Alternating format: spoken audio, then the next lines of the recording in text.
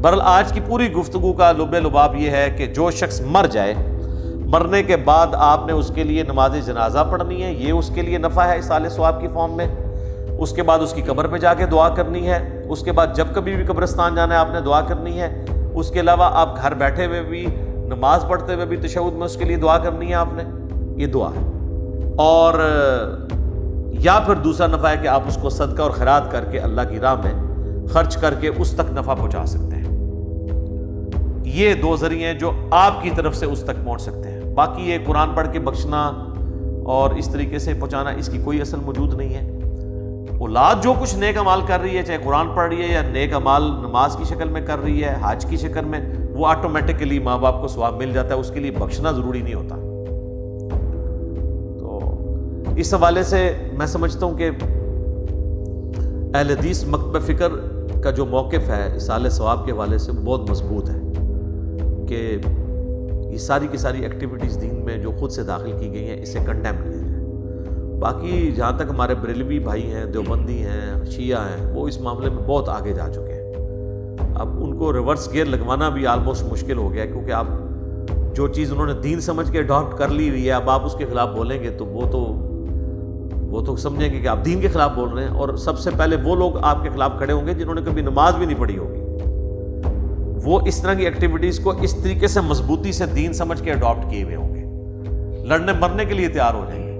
آپ دیکھتے ہیں کہ کئی جنازوں کے اوپر جھگڑا ہو جاتا ہے کہ جی جنازہ کس سے پڑھوانا ہے۔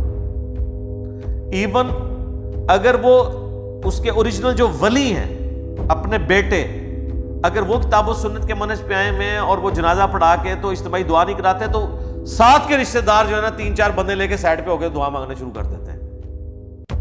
کون سی آپ دین کی خدمت کر رہے ہیں؟ انتشار پیدا کرنا چاہتے ہیں؟ ایک آپ نے چیز دین کے اندر خود سے داخل کی ہے، آپ کو کوئی سمجھاتا ہے تو آپ کہتے ہیں جناب یہ دعا کے منکر ہو گئے،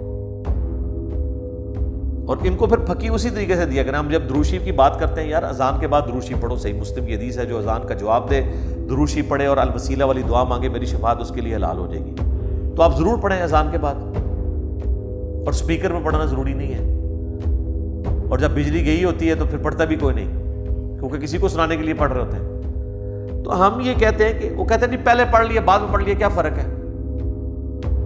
کوئی درود شریف کا کوئی ٹائم تو نہیں ہے نا جی، جو چیز جس وقت بتائی گئی ہے اسی وقت آپ نے پڑھنی ہے نا۔ بخاری اور مسلم دونوں میں حدیث ہے، ایک صحابی کو نبی علیہ السلام نے دعا سکھائی وضو کے بعد، اس میں الفاظ تھے بِنَبِيِّكَ الَّذِي أَرْسَلْتَ، میں ایمان لایا اس پر جو تیرے نبی کے ساتھ نازل ہوا۔ اس نے جب دعا ریپیٹ کی نا تو پڑھ دیا بِرَسُولِكَ الَّذِي أَرْسَلْتَ، میں ایمان لایا اس پر جو تیرے رسول کے ساتھ نازل ہوا۔ بہتر الفاظ ہیں۔ نبی تو تمام انبیاء ہیں، رسول تو صرف 315 ہیں 1,24,000 میں سے کم و بیش۔ تو نبی علیہ السلام فرمایا تم نے میرے الفاظ کیوں چینج کیے، تم وہی پڑھو جو میں نے سکھایا۔ اس نے نہیں آگے سے آرگومنٹ کیا کہ یا رسول اللہ یہ تو بہتر الفاظ ہیں، کو پتا تھا کہ بھی نبی علیہ السلام کے الفاظ نہیں چینج کرنا۔ جامعہ ترمذی میں حدیث ہے، ایک شخص کو چھینک آئی، اس نے کہا الحمدللہ والسلام علی رسول اللہ، تو عبداللہ بن عمر نے کہا میں بھی قائل ہوں الحمدللہ والسلام علی رسول اللہ کہنے کا، لیکن اس موقع پہ نہیں، ویسے تم پڑھو رسول اللہ پر سلام۔ چھینک پر نبی علیہ السلام نے ہمیں صرف سکھایا الحمدللہ یا الحمدللہ علی کل حال، یہ ساتھ درود شریف نہ جوڑو، کیونکہ ان کو جب تک آپ انہی کی مثالیں نہیں دیں گے نا ان کو باتیں سمجھ نہیں آئیں گی، کہ جو اصول اور مبادی انہوں نے خود کھڑے کیے ہوئے نا وہی ان کے خلاف جاتے ہیں۔